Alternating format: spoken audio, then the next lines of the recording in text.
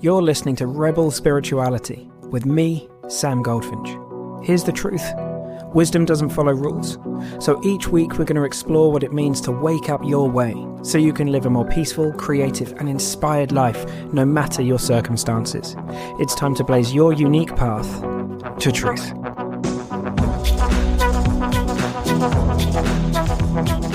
When we argue with what is, we suffer. Full stop. And so if you're arguing with the grief that is alive in you, you're going to suffer because you think that you know, that's not who I am. And that's just all more form and mind and all of that stuff. I really love where this conversation is going because it's really embracing your humanity, but from a different vantage point of what a human actually is. It's not the personality. It's not all that. It's a bigger scope, but yet you're still navigating. You know, you have partners and you have family and you have coworkers. Like you're still being a human being. It's just that you're not at the mercy of whatever was giving you or whatever conditioning that you decided to believe innocently. It just gives you like almost like a Google Zoom. It's like you look at the map and you can zoom out and go. Hey friend, so you were listening to Bradley Davidge, today's guest and my good friend. We always have fantastic chats and we've been meaning to do this for a little while and we've been riffing on this question, am I leaving myself in this moment? You know, really opening up to our humanity, and it's a really powerful conversation. Forgive me for my microphone quality. It's not quite as good as usual. I think something was going on with the computer. I've done some post edits to improve things a little bit, but you should be able to hear me just fine all the same. All right, team, I'll hand you over to me and Bradley. I'll see you there. Well, it was interesting because I've been exploring this. Obviously, we always explore it within ourselves first. And it was the idea of not leaving yourself. That was it. Not like, where am I leaving myself? And not knowing, you know, that seems to be a fun game to play, you know, where am I leaving myself and not knowing, whether it's with my wife, with you, with, you know, whoever, with my son, with friends of mine. Like it just seems to be one of those things where, and the way Sam, for me, was kind of like, where am I leaving myself? Meaning I'm more pointing to where am I leaving a feeling that's up for being felt. Mm. And not knowing it. And sometimes that looks like, okay, cool, ending a conversation and walking away. And sometimes it looks like it's invisible, right? It's like I look like I'm here, but I've actually left myself because I've gone into a different part of myself, which, if that makes sense, I would think that makes sense to you for sure. Well, I think one of the things that language I often use is that we're kind of here knowingly. Now, we can be here knowingly, like, isn't it? We're aware of the fact that we're kind of just present, right? So we're always present. Yeah. Where else are we going to be? But we can be here knowingly and truly be experiencing the richness of whatever's showing up. And we can be here knowingly and be dissociated as well. Like we could, you know, not be exploring it. And that's kind of, I don't think we even really notice, because most of us, there's so much to unpack here, man. It's really alive for me, this discussion, because I love how simple that question is. You know, where am I leaving myself? It seems that we're kind of at a cultural, societal, whatever level, trained into, and we don't even notice it's happening, to relate to a lot of what comes up in our emotional, the sensate experience of emotions and feelings and sensations as something that's not quite right, or it needs fixing, or it shouldn't be here. And we have aversion to that. And then the desire to get away from it shows up. And some people it's a drink, or for some people it's leaving the convo, or for some people and whatever. And it's all innocent in the sense that we're always just doing what makes sense. But something that's very, very alive for me is, I think I said it when we were together in London a few days ago. You were online, I was in the room, but I at the end of the day, when we were all chatting, I said, what's alive for me is that at the moment, it's much less about where I'm going and much more about like what I've innocently avoided. Yeah. And it's like the moment you kind of start to really go into that experience and unpack it and realize it's a yearning to feel whole. There's nothing actually wrong, of course. Like that assumption or the assessment of the situation that says that there is just something we've been trained into thinking. So yeah, I think there's a lot to this. Yeah, I love it.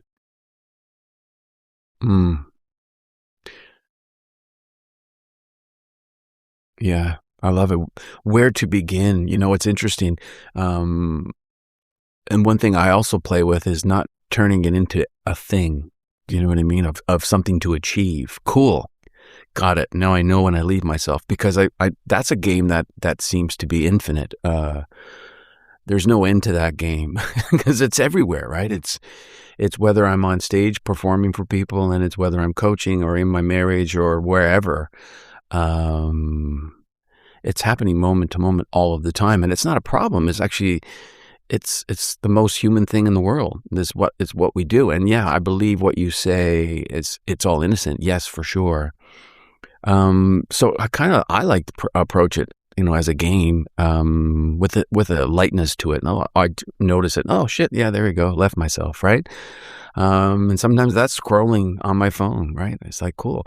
And it makes sense to leave yourself at times because, unlike Sydney Banks, who got it all in one download, it seems, for me, at least in my, experience, I get it in little pockets, little bits. It's like it seems that my system can handle only so much transformation or change, and noticing of what's up for noticing.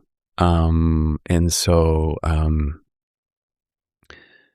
it's really interesting. Like in this moment, am I leaving myself? Like, what does that even mean? And it feels like I'm fully here and fully present and fully with you in this moment. That doesn't seem to be a thing, right? And then as soon as we're finished this, there'll be the next thing, and it's not like I'm always looking for it, but it's just a fucking cool thing to say, like to see. You said about go grabbing a drink, or that's the most human thing to do. We only ever do what makes sense to us in the moment, and if that means grabbing a drink, that's what's available in that moment. Cool. And then from that place, what if you ask that question? Cool. Well, I just left myself. Is that a problem? Maybe. I mean, I don't know. But when you fully sit with, okay, so what had you go for a drink, for example, right? What had you go there? For me, and I just experienced this earlier this morning, I was kind of sitting there, and I was like, I want to sit in stillness. I love to do it every morning. And yet I was being pulled to my phone or my iPad to read or to do something, right? And for me, it's always a feeling. And it didn't feel great. It's like, oh, there's something there. It's like, and so that immediately alleviates the feeling, that uncomfortable, that sort of kind of feeling, right? That's what it's like for me. And what if I just stay with that even for a couple of heartbeats? Like, what is it a problem, or is it just a habit that when I feel that I go for something else, right? And I think this is kind of inherent in all human beings, and it's definitely integrated into our cultures. But what if we didn't leave that? So that would be not leaving myself. Just what is that feeling? Okay. And I might still go for my phone. I might go for a drink. I don't know. But it's a cool place to look that I don't think a lot of people are looking, right? If they're looking for solutions to that. But to me, to actually breathe and just notice what that is, you might discover something different about the behavior, because I think that's deeper than the behavior. Well, most people, I don't know if this was true for me until it wasn't. I don't think people were really recognized as a different mode of attention. So, I don't want to put any kind of value judgment on it, because people can hear this. Well, it's better to be here knowingly, and I have no idea. But in the biggest perspective, does life give a fuck? I have no idea. It's just whatever's unfolding. But at the personal level, it seems to be, I just don't think we even notice most of the time. Like whatever it is shows up, the feeling shows up before we even had a time to consciously go, oh, there's a feeling here. We go into our conceptual mind, or we grab the drink, or we do whatever it is that we normally do. And so just to be open to the fact that might be going on is a really cool thing to kind of just pay attention to. Because often it's like for me, quite often, I won't have even noticed. I'll be in my mind. I'll be kind of problem solving or whatever it is to try and like get rid of it or shift my state. And I won't have even caught that movement has happened. But more and more these days, it's becoming a very, very rich thing for me to. And I don't think this is is there a choice in this? I don't know. Like, I mean, I don't decide to get caught up in my head. It just kind of happens. And then the waking up moment, it's not, it just is a movement as well. It's like a disidentification from whatever's going on in my mind, and then a re-identification with being, with what's here. And the different, and so like falling back into a knowing of direct experience, I think you have to kind of explore that a bit, because for most people, most of us, most humans, spend their life, if you think that there's kind of layers of experience, as kind of a descriptive, conceptual layer where we get caught in the world of stories and judgment and analysis. And then there's kind of the sensate layer of kind of feelings and emotions and senses, which, you don't really even need words to be experiencing at that level, but we need words for this podcast because it's a podcast. Otherwise it will be a silent. We could do it without it. Let's see how that goes. Yeah. It's silent meditation. And then there's being as the recognition of self, like self beneath that. And I think just it's that simple thing of, and I'm not, this podcast is kind of just a discussion around it rather than being us going there, I suppose, but to just drop into the body and just kind of experience where an energy is showing up I like to call it the place before words, or the space before words, just kind of being with what's there before your mind has got hold of it and allowing it to move. I think most people, so when I say innocently, it's just like, it's not even it's not even occurred to them that there's that level of experience, because it hasn't been pointed out before. But boy, oh boy, to be in that space is really beautiful. And I just think this stuff is kind of coded in that I don't like this, or there's something wrong, or that's most people's default position, is to go in that direction. And it was me too. More and more it goes the other way now. Yeah. And the kind of cool thing about that is that's where emotional safety lives. So all the security seeking behaviors, which are self-reinforcing because you never really get what you're looking for. Like, I don't like this feeling, I'll scroll on my phone. It takes the feeling away for a minute, and then you're scrolling. You come back, beat the feeling again, go back to the scrolling. Scrolling becomes self-reinforcing. What you really want is the experience of emotional safety. Well, that comes from really allowing an emotion or a feeling to move, to know it's truly safe to experience it. It's back to the not being afraid of our experience thing again, right? Yeah. No, beautiful. Beautifully said, Sam. I love that. And as you were speaking, what was occurring within me, or what I was hearing is I love the emotional safety. I love that phrase. It seems to be valid for me too, emotional safety. And we don't even know we're looking for it though, but that is the driver. Yeah. It's the driver. It's driving the bus, whether we know it or not. Yeah. And it's interesting. And so like there's this whole world out there of self-help, and let's look at the behavior. Let's look at what's happening. Okay, you're drinking, or you're smoking dope, or you're, being, promiscuous, in your marriage, or whatever it is, like the behavior, something that's drawing you somewhere, and it lives at a certain frequency or a certain level within us, and we just look to fix that. But there's a driver that's underneath all of it, that if you look there, I will be curious what people see. But to your point, we don't think to look there. We don't learn to look there. We learn to go after the behaviors because our society champions that. Let's do that. Like, I remember when I first started coaching, Sam, like, I got right into habits. Like, how do we make better habits and better, because I started as a health coach. So how do you have better habits so that you eat better, and, pantry purges and all of this stuff. And that's all good. Like, it's all good. And yet it still doesn't address the underlying driver of all of those behaviors. And so for lasting transformational change, to just look in a different direction of, okay, what's like you and I don't know if this will resonate with people listening to this, but maybe like the structure. Yeah.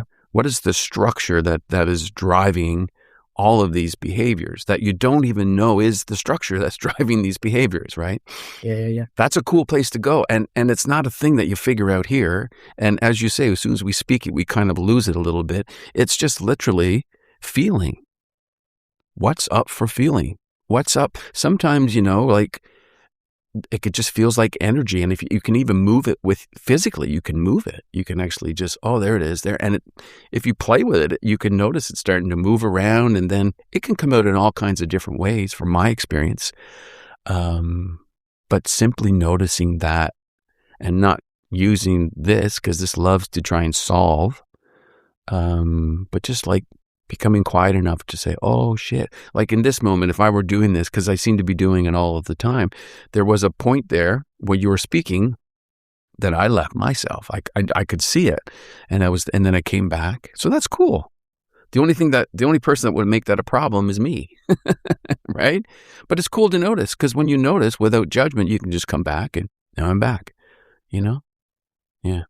No, I think you're right about this being central. It's the way I've often described it for years now, particularly with substances, is that, the behavior's the last domino. So it's literally the last thing to fall.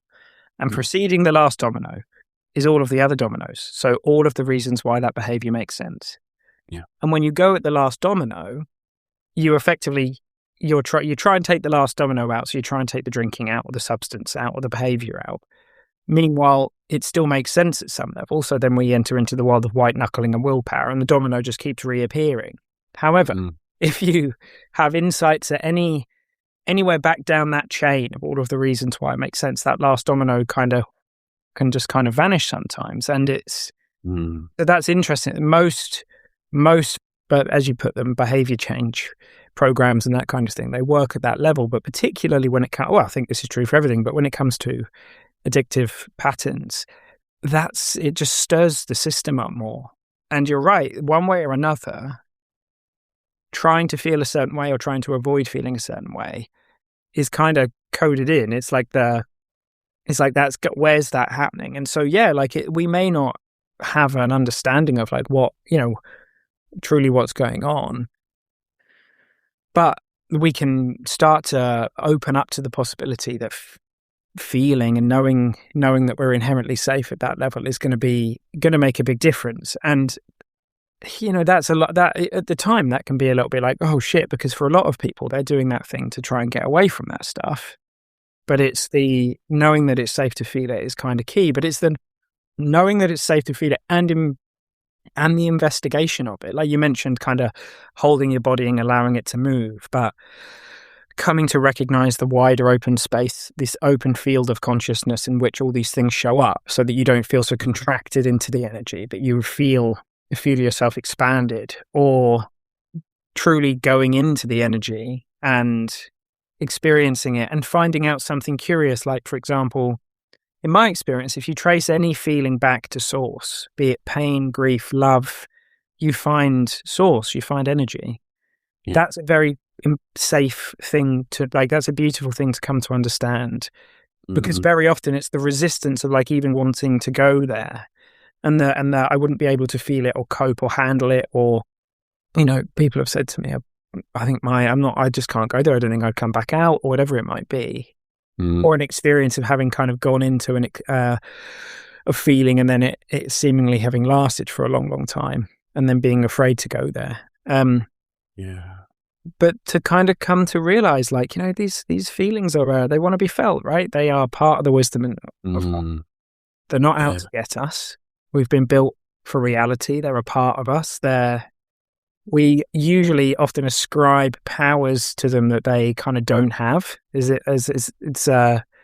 innocent. We can do that though. Of course. Yeah. So I think I wrote a piece the other week called "All of Your Behaviors Make Sense, Even the Ones That Don't." And the core thing I was kind of saying was, all of these movements are a yearning to know our inherent wholeness. It's just it's a wanting to return to that knowing, and we can find it by going in and insourcing or resourcing and uncovering those things inside. And most of us have been looking outside. We're trying to sort of get outsource stuff. Of course. It doesn't last. It's not it. In the end, you get your sort of plate, right? Because these things to us. Yeah. It's the most natural thing in the world, is to look outside. It's just, it seems to be how the whole game is set up, and we didn't even know we were playing the game.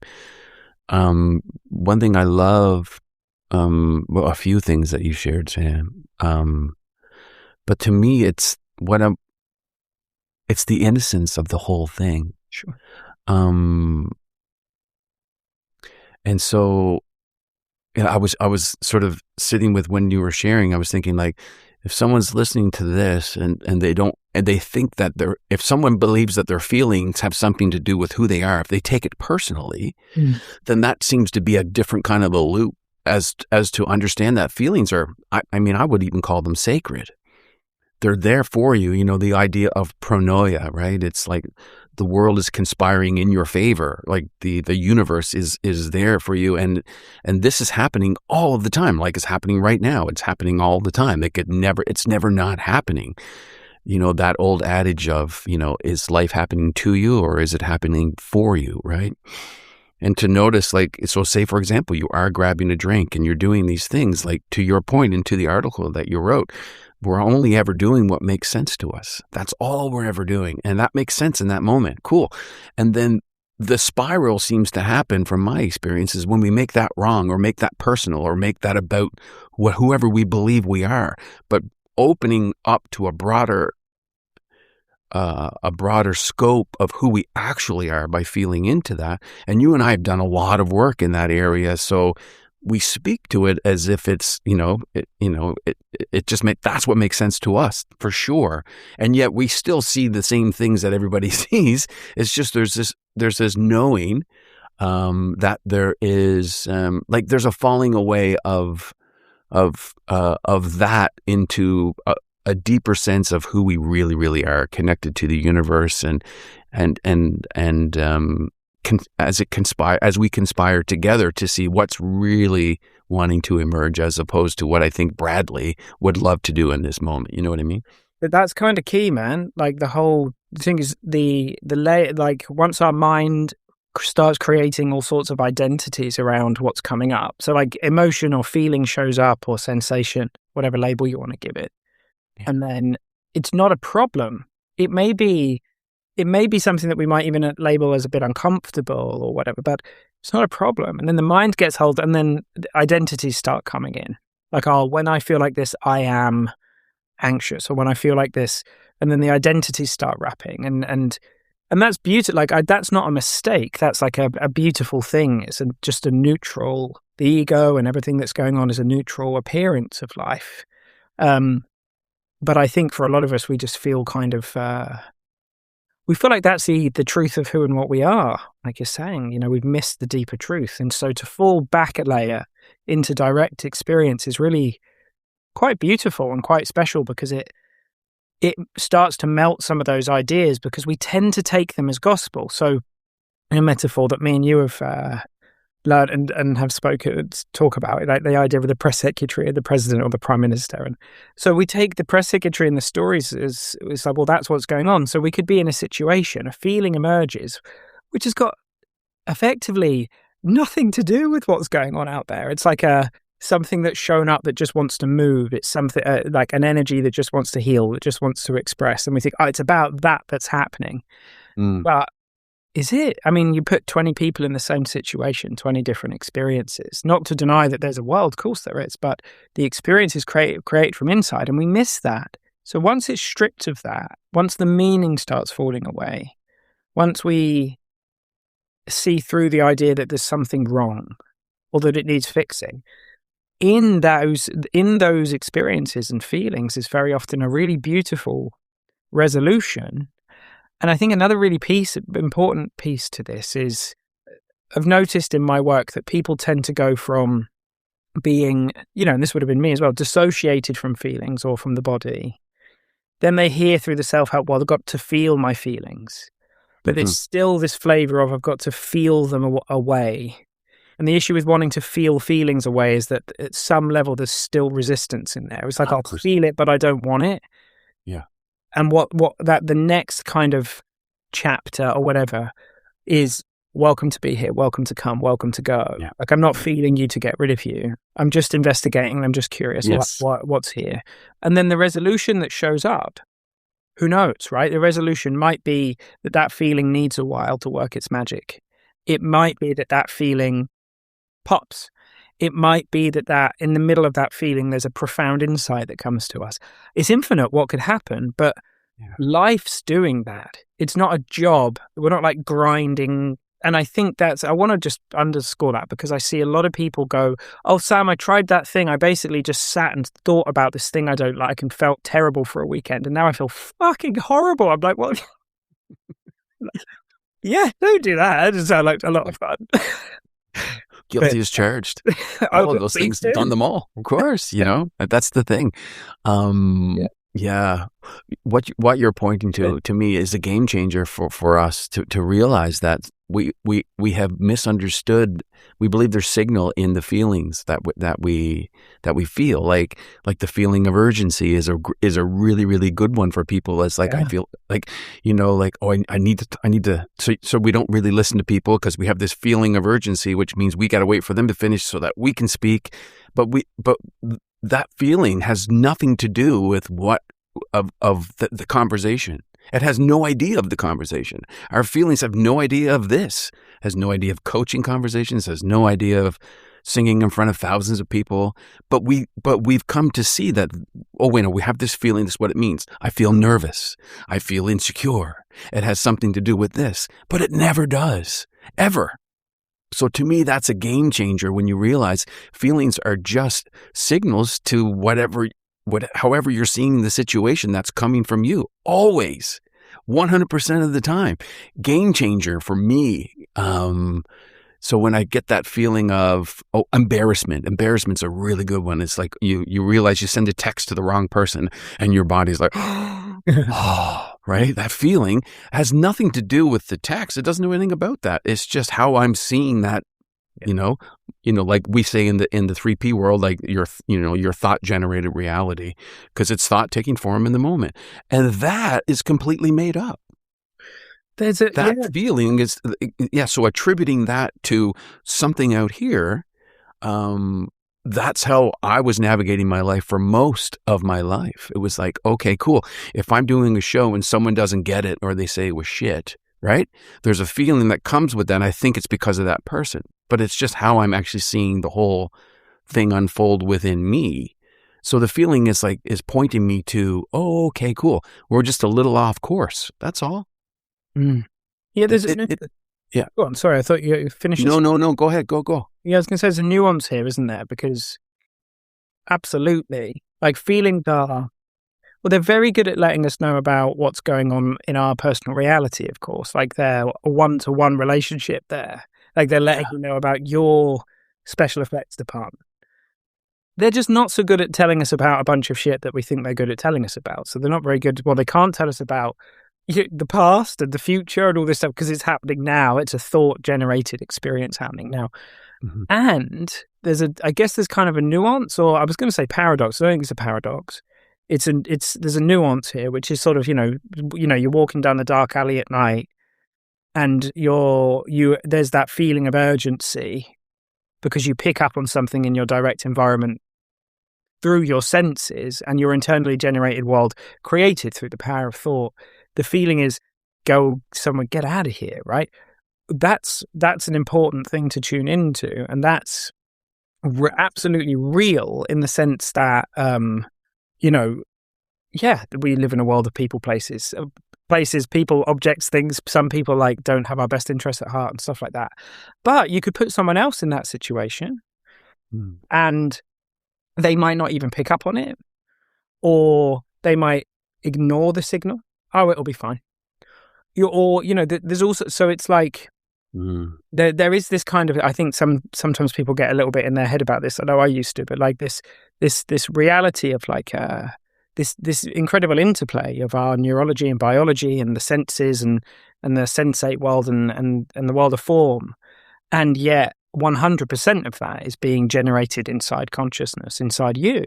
And so, listen up when it's worth listening. The thing that, this is a cool thing about this actually, is that in my experience, man, the more we recognize our inherent emotional safety, so the more we realize the truth in what Sid said, if the only thing that we learned was not to be afraid of our experience, that would change the world. He said that about people in general, but of course it applies at the individual level too, is that the more we recognize our inherent emotional safety, the more physically safe we become, because we're not sticking our head in the sand and like, oh, it'll be fine.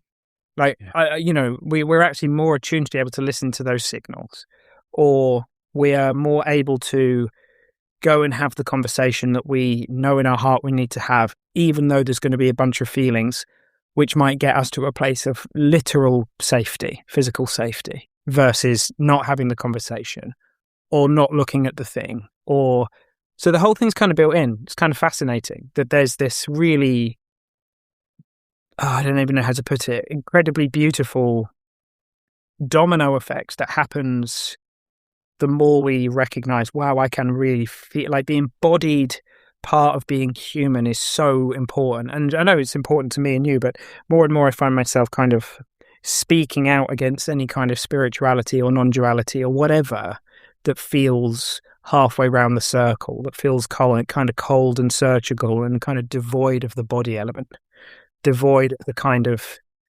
you don't have to feel the human stuff if you just kind of transcend it kind of stuff. Because to me, that's the whole fucking point. Like, or a large part of this whole thing is about living the human experience, right? Well, the last time I checked, I believe that's what we are. Quite.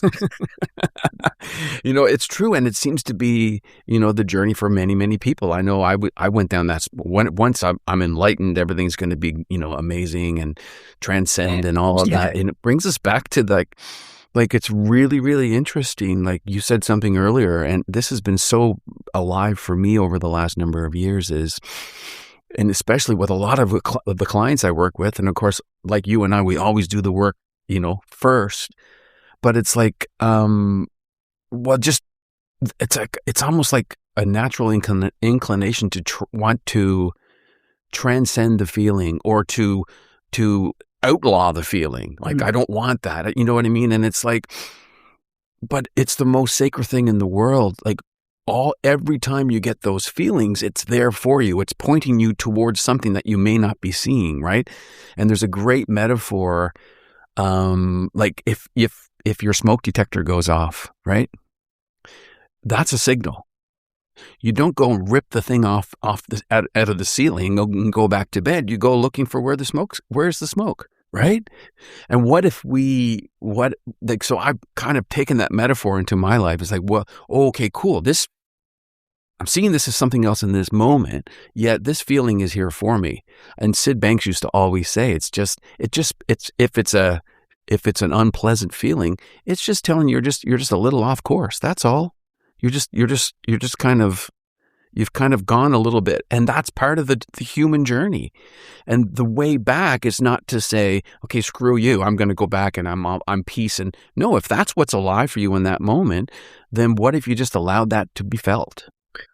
Well, and here's so it's even telling you that, I mean, I guess there's a number of things it could be telling you. It could also be telling you to duck a punch coming your way, right? It could also be telling you to, it's really useful. It's kept us alive. It's why we're actually here. Without those feelings, we wouldn't have evolved as a race, right? So you get that feeling of insecurity, right? A great thing is to look, am I in danger right now? You might be. So it might be worth paying attention to. And if you're not, if you're just sitting in traffic, well, then maybe that's just your mind playing a little trick on you, And I think we also, go on, sorry, finish your thought. Yeah. Yeah, no, go ahead. No, it's a powerful point, man. Like that moving away, like the moving towards safety and away from danger is hard coded in. Like it's just, it's part of it. In creatures far more kind of quote unquote simple than us in terms of brains and neurologies and biologies, and they're all incredibly, they're just as much of life as we are, but like I guess there's some, this is just my feeling, I think there's a bit of a misunderstanding as well in the inside out world, in the principles world, where people go inside out equals feelings of love, beauty, contentment, outside in equals feelings of insecurity, anger, anxiety. I think that's an innocent misstep. Yeah. I think there are absolutely times in our lives where we can be inside out and be experiencing deep feelings of grief. but we're happy in them. They feel we're good, and we feel it's kind of that is a bit of a paradox. We feel deeply content and love and happy in our sadness or the grief. We know it's coming from us. We know it's coming from within. We know we're connected to source. And there are times where, so there's all sorts of, and so to me, and there are people doing horrible things who are getting a kick, and they would say, I feel great doing this. Right? They're outside in completely, but I think there's this paradox or this thing to explore, which is, it's helpful to see that it does seem that insecurity, short of real live danger, fear, keeping us safe, is usually that we've got caught in we're not seeing the source of experience. We're kind of looping, if you like. We're in our kind of personal mind, and we're kind of we're caught at that level. And it's a very, very powerful signal. And like we say, like, there's no mistakes. So all feelings are sacred. They're all here. They're a signal, as you're saying. They're not usually a signal as to what we think they're not telling us what we think they are usually. Yeah. And that's really worth knowing. I think so. It's something that you can just ask. Like, it's a great way to interrupt that loop, is to, like, even that question, like, am I in danger right now? That's a really valid question, because you might be. Like, if you're walking down the street, downtown, and it's 2 a.m. and you got this sense of, that feeling of insecurity, that might be worth paying attention to, right? But if you're in your office sitting there and the guy next to you just getting a promotion and you're not, and you've got that same feeling, well, maybe, are you in danger? No. Okay, cool. Well, maybe we'll look somewhere else, It's such, to me, it just seems so, but you're not bypassing the fact that you're human. You're going to feel that, right? And so when you said, like, feeling of grief and all, I mean, to me, that's how things make sense to me as well. It's like, yeah, there are these feelings of grief, and it's caused by thought in the moment. Yes, we like all of those things. Spending some time with a lot of beautiful people like yourself, it's like, especially on like weekends, like we'll sit in the feeling of the truth of who we are, for hours and hours, and it's beautiful, and it makes sense that you would want to always feel that way. But if you're anything like me, I don't. And so there's a part of, like, there's minutia everywhere, right? It's like, well, I'm looking for that feeling again. That was part of my journey. I want that feeling. And when I'm not feeling that, so some mornings I wake up and I feel heavy. It's like, oh, wait a second. So my mind was going to work on that. Wait a second. That's not, you know what I mean? Trying to figure that out. But that's just more of the same shit. So what if you just allowed, okay, this is what's here now. Like Byron Katie, one of my favorite quotes she would say is, when we argue with what is, we suffer. Full stop. And so if you're arguing with the grief that is alive in you, you're going to suffer. Because you think that that's not who I am, like, and that's just all more form and mind and all of that stuff. I really love where this conversation is going, because it's really embracing your humanity, but from a different vantage point of what a human actually is. It's not the personality. It's not all that. It's a bigger scope, but yet you're still navigating. You have partners and you have family and you have coworkers, like. You're still being a human being. It's just that you're not at the mercy of whatever was giving you, or whatever conditioning that you decided to believe innocently. It just gives you like almost like a Google Zoom. It's like you look at the map and you can zoom out and go, and just that, like right there, what I just felt is like there's this expansiveness, that there's more available in moment to moment than this kind of tunnel vision. By sort of exploring the things that we're speaking to today. At least that's been my experience. Yeah. And for no other reason that life just, experience just seems richer. It just feels richer to me.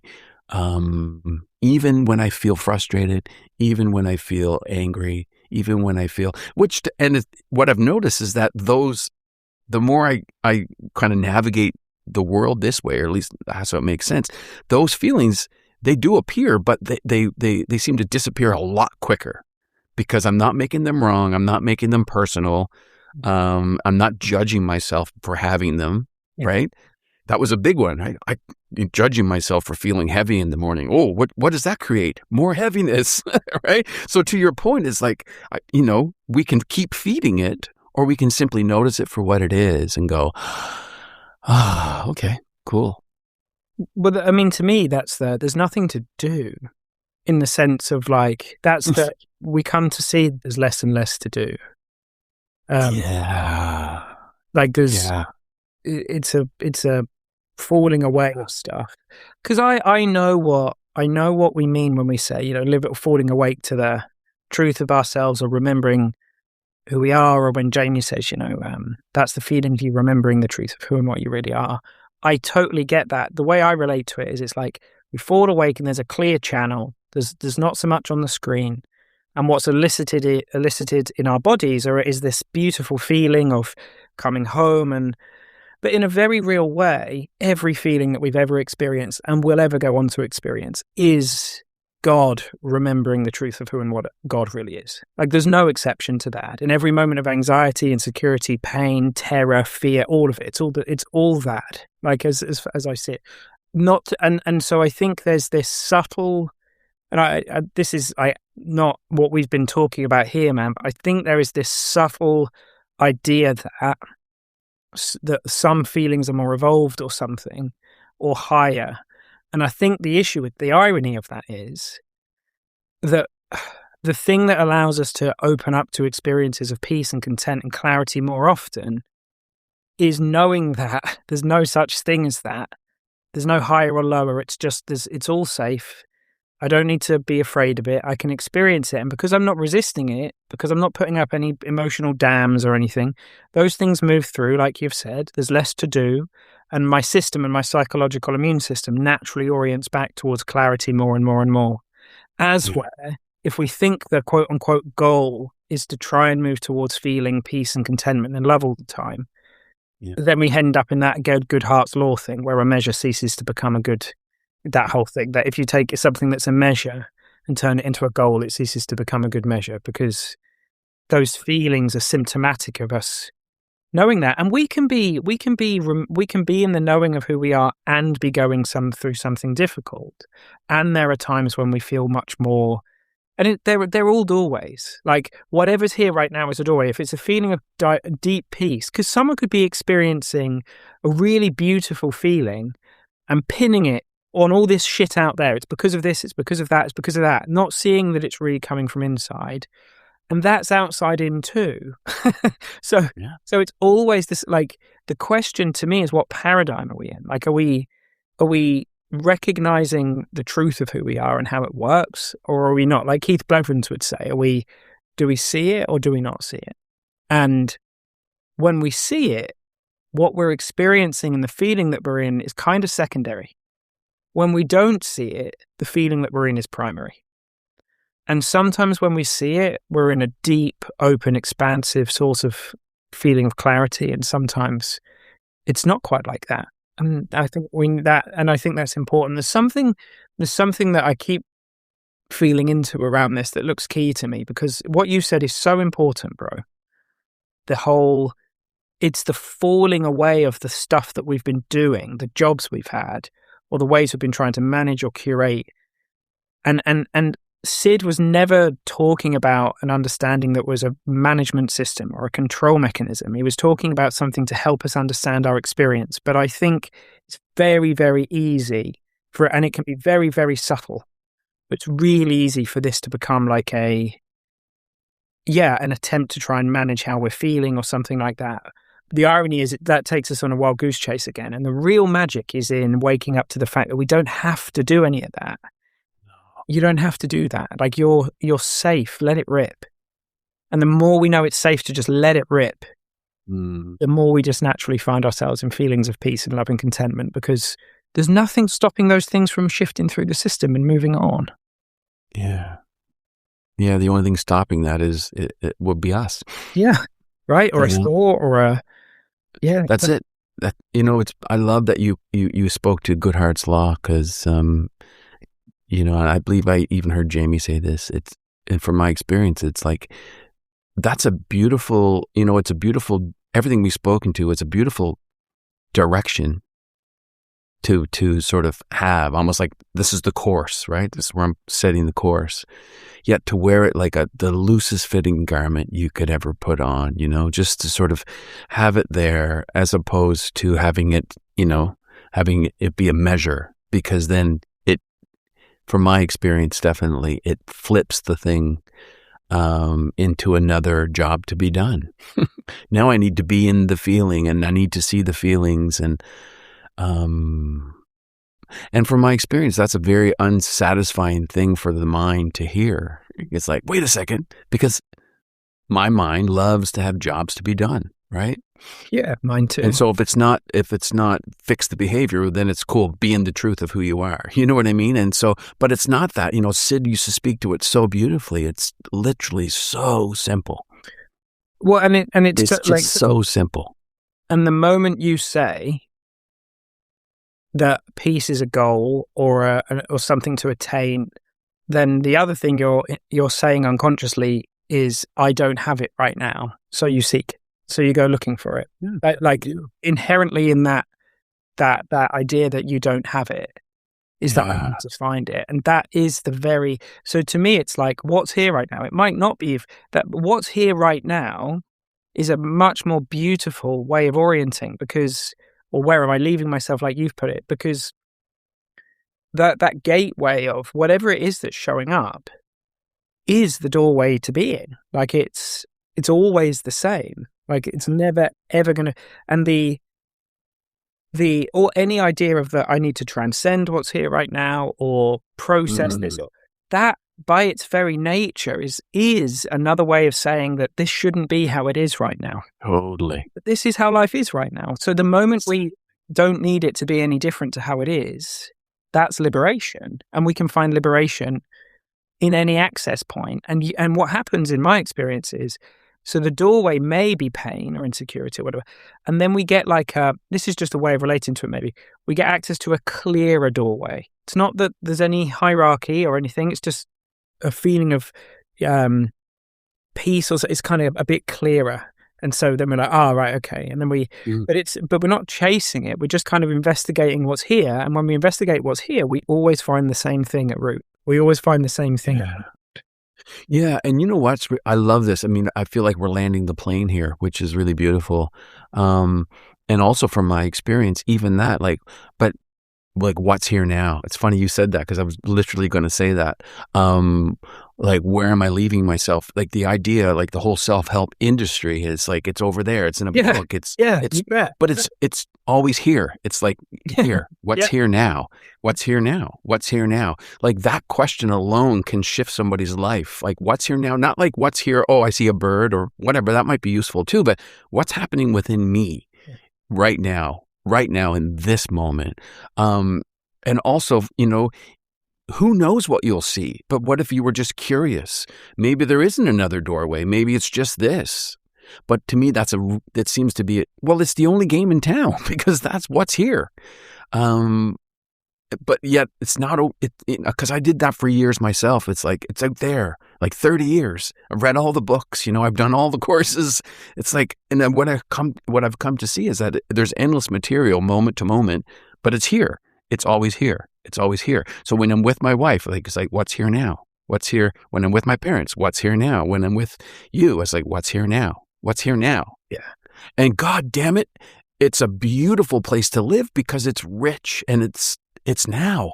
It's like cool. It's like creating. It's like, this is it. Cool. Yeah.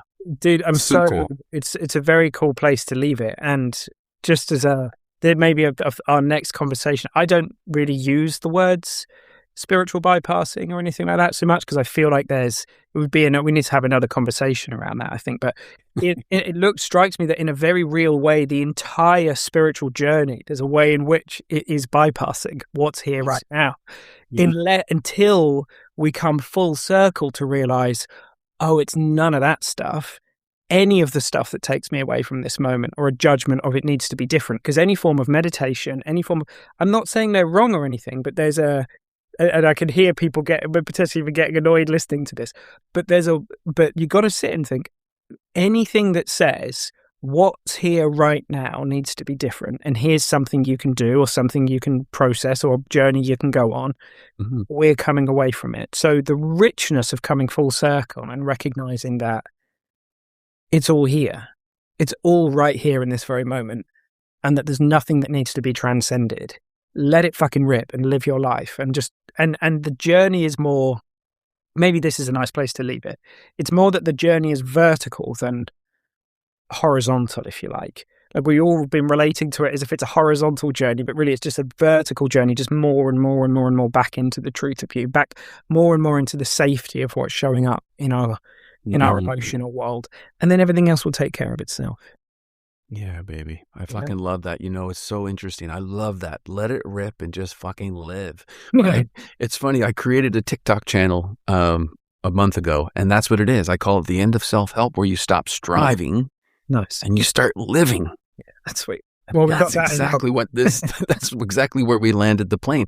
All of the things we spoke about, it's like, yeah, just let it rip and live, baby. Nice. Like, that's it. I love it. Awesome, dude. Yeah, I feel like, yeah, that's a really beautiful place to leave it. So you just mentioned the TikTok channel. Is there anything else you want to mention in terms of what you're up to or websites or any of that? Yeah, I mean, my website, bradleydavidge.com. I have a podcast called The Clarity Jam Sessions. Yeah. I write a Substack every week. So that's like yourself. What's one thing I love, where we share these ideas and different ways for people to get access to what we're talking about, basically. And then I've just decided yesterday that I'm going to not only continue but finish my book. Sweet. And the book is called Presence with a T. It speaks to what we're talking about. Really, it's presence is beautiful in the now. Everything we're speaking of, being here now, what's here now, but it's a present. Nice. That's why they call it the present. Yeah. So yeah. So that's it. How about you? I am. Gosh, yeah. Well, because we don't know where this is going out. We're like, is this going on my thing? Is it going on your thing? Well, we'll find out. Me, I am. I don't know. Rebel Spirituality. If you Google it, you'll find the website. It's all there. Substacks, podcasts. Got a new adventure coming in the autumn. I'm going to do Wisdom Doesn't Follow Rules, the program. That's going to be fun. Very excited about that. Yeah, man. And what we're talking about here weaves into everything I do, whether it's the work I do in the addiction space or, and I'm sure this is the case for you, but anyone can always email me and I will always get back. It's, it's me that's going to be responding to people if they want to have a chat or any of that kind of stuff. Yeah, man. Yeah, see, I love that. It's funny. I'll share one quick thing before, because I haven't spoken to this, but the idea of this conversation came from a new group that I created, because I've been working with veterans, combat veterans, for over 10 years. Okay.